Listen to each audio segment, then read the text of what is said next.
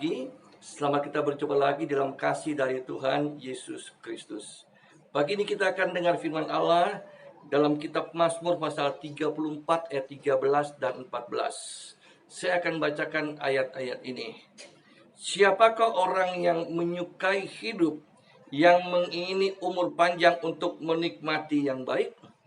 Jagalah lidahmu terhadap yang jahat dan bibirmu terhadap ucapan-ucapan yang menipu. Saudara, tentunya semua orang ingin menikmati kehidupan yang berbahagia, menikmati hari-hari yang baik, ya, amat terlebih di dalam keadaan akhir zaman ini, di mana kesukaran ataupun kesusahan makin bertambah. Banyak orang mempunyai program-program terencana-rencana dalam hidupnya untuk dapat meraih atau menikmati atau juga mengisi hari-hari yang baik yang menyukakan hati mereka. Tetapi kalau kita kembali kepada firman Allah, ya, untuk kita dapat menikmati hari yang baik, untuk kita dapat menjalani hari-hari kita dengan sukacita, dengan penuh damai sejahtera dan kebahagiaan di dalam kehidupan kita, maka satu hal harus kita perhatikan, yaitu kita menjaga, ya, bibir mulut kita. Kita menjaga setiap ucapan-ucapan yang kita ucapkan, yang kita perkatakan di dalam hidup kita. Pengamsal pernah katakan bahwa mati dan hidup seseorang dikuasai oleh lidah. Siapa yang suka menggemakannya akan menanggung akibatnya. Saudara, memang ya, dari seluruh anggota tubuh kita, lidah itu kecil, ya, tetapi dia sangat berbahaya. Yakobus katakan bagaikan bisa racun yang mematikan. Ya, oleh karena itu kita harus jaga lidah kita, perkataan kita dengan baik, ya, sehingga ucapan-ucapan kita, ya, bukan ucapan-ucapan yang tidak dapat dipertanggungjawabkan atau ucapan-ucapan yang salah. Bahkan di sini katakan jangan sampai ada tipu daya, ya, ada dusta-dusta melalui ucapan kita. Saudara, ya, sejarah Alkitab mencatat ada tokoh-tokoh yang alami kematian, yang alami kebinasaan, ya. Karena apa? Karena ucapannya, ya, yang salah, ucapannya yang penuh dengan kebohongan. Dan memang Allah tidak suka, ya, kebohongan itu ada dalam kehidupan umat-umatnya. Karena kebohongan identik dengan iblis. Karena iblis adalah bapa dari segala pembohong. Nah, saudara, mari kita lihat firman Allah pada pagi hari ini.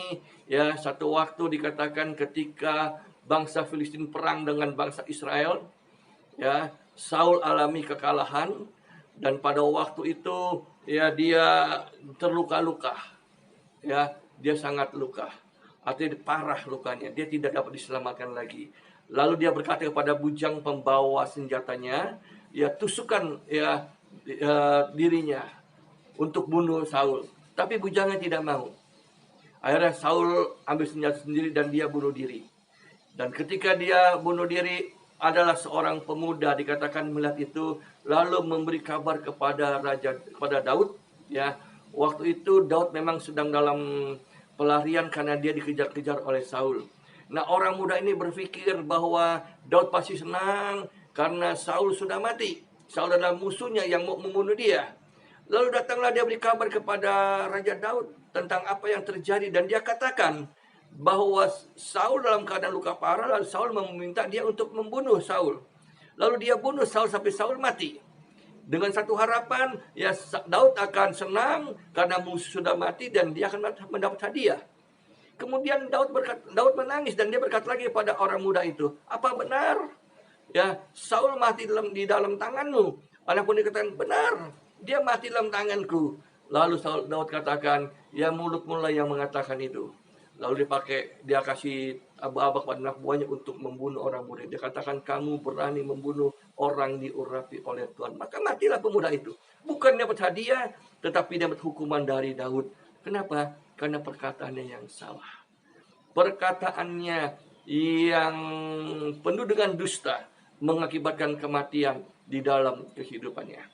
Saudara, satu waktu Gehazi adalah seorang pelayan dari Nabi Elisa, hamba Tuhan yang sudah melihat bagian mujizat-mujizat Allah melalui pelayanan Nabi Elisa.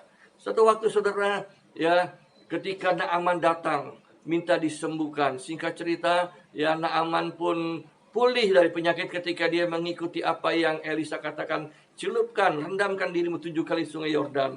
Ketika Naaman sudah sembuh, Naaman kembali kepada Elisa dan memberikan persembahan-persembahan kepada Elisa. Tapi Elisa tolak, Elisa tidak mau terima persembahan-persembahan dari Naaman pada waktu itu.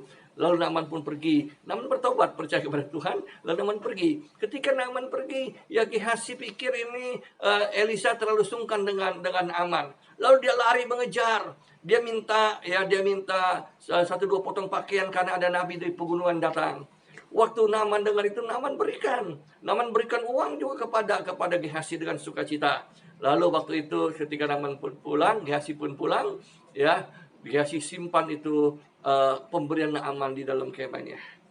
Dan waktu dia menjumpai Elisa, Elisa katakan, kamu dari mana saja?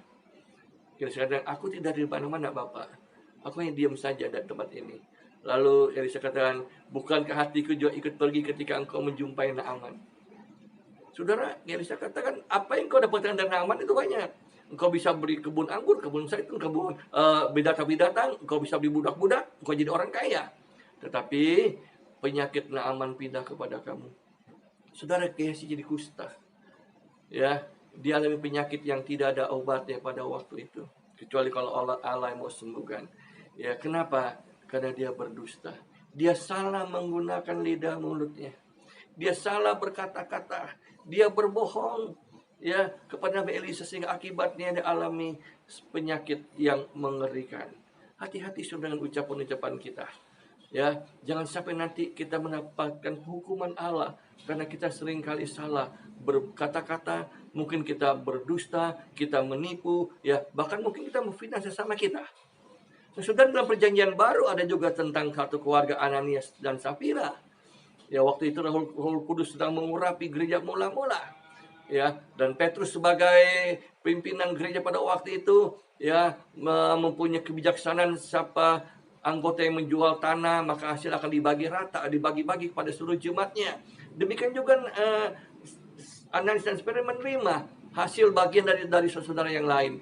Dan ketika dia menjual tanahnya, ya, dia merasa dia merasa sayang untuk memberikan semua. Manusia rohani dia memberikan, tapi manusia jasmani katakan jangan terlalu banyak sayang. Dengan pengetahuan dan juga tentunya dengan persetujuan istrinya, dia hanya berikan separuh saja. Dan ketika dia sampai di hadapan Rasul Petrus, dia persembahkan itu berkata, apakah semua ini hasil dari tanahmu? Namun Ananias kata, iya semuanya. Kalau seandainya waktu dijawab separuh, dia tidak apa-apa. Tetapi dia tidak mau, dia berdusta dengan itu semua. Lalu Petrus katakan, kenapa engkau mendustai Roh Kudus? Mati Ananias pada waktu itu.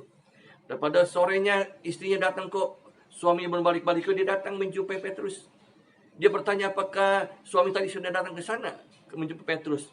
Petrus kata, ya. Sekarang Petrus bertanya, diberi kesempatan kepada Safira. Dia bertanya, apakah benar uang itu semua dari hasil penjualan tanahmu? Harapan Petrus supaya Safira jujur untuk tidak masuk dalam hukuman. Tapi Safira sudah satu hati dengan suaminya. Dia katakan benar itu hasil penjualannya. Mati Safira juga. Kematian yang dialami oleh Ananias dan Safira, ya karena apa? Karena mulut mereka. Saudara, mari ya jaga ucapan-ucapan kita.